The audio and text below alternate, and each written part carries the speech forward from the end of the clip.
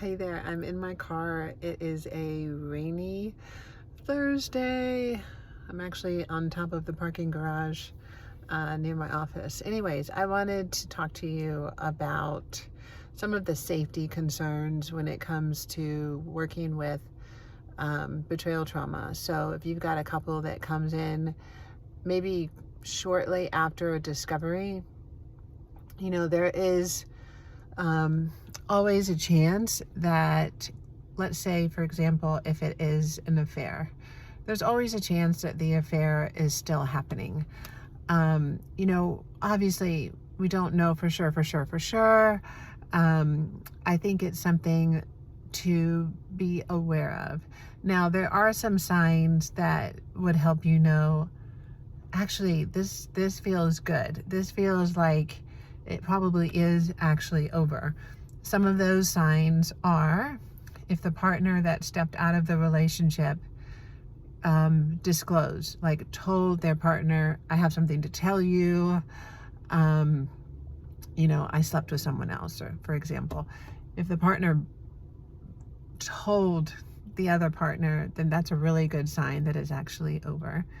Another thing, if the partner who stepped out of the relationship is actively engaged in the therapeutic process.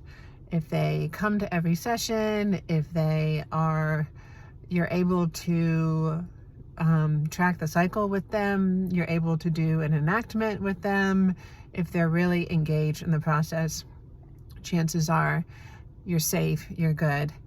Another good sign is if the partner who stepped out of the relationship is remorseful. If there's some visible signs of regret and remorse, that's a really good sign. That there's like a emotional sort of like felt sense of ownership, I guess.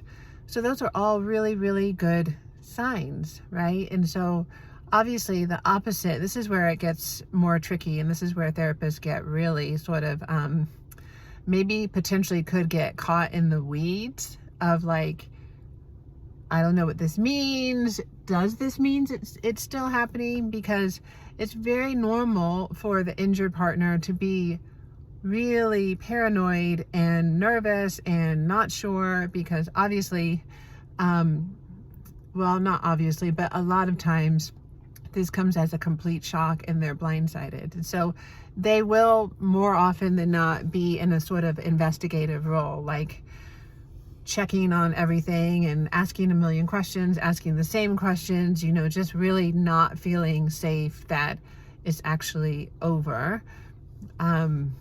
Or that maybe it is over, but it's only temporary and it's, gonna like start up again.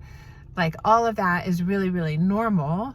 And it's also really normal for the partner that stepped out to feel defensive or to, get really frustrated with that. Like all of that is super normal. So if you think about the signs that we're safe, we're good to go, the opposite is true too. If you have a partner that is not that engaged in the therapeutic process, is not showing up to sessions, or when they are in session, you're really having trouble tracking and you can't, it's hard to enact, that doesn't mean for sure they're still active in an affair, but it just means like it's a bit of a red flag. Like if you just can't get traction like you normally can when you're just tracking the cycle, and it's going to be a reactive cycle. It's just something to kind of put in the back of your head. Okay, like it's just pause, right? The other thing is if you notice that the partner doesn't really have remorse, maybe feels very, very justified, maybe even says, maybe actively blames the other partner, like almost like you made me do this, that type of thing. Like that's not a great sign. And it doesn't necessarily mean that it's still active and ongoing, but there's just maybe not the safety that you might need.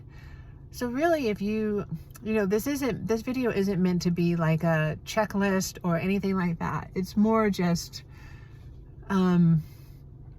really noticing level of engagement and what happens in a process way, and then just being careful before you jump ahead. You don't want to miss assessment.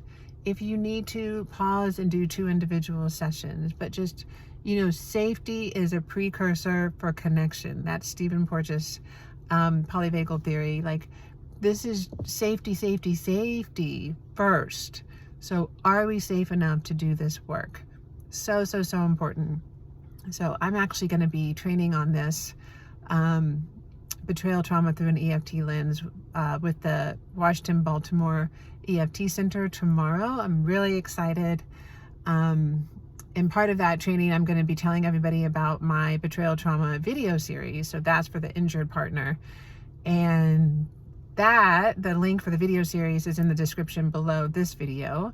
The video series is for the injured partner. These videos are for therapists. So all of it, I hope, is helpful.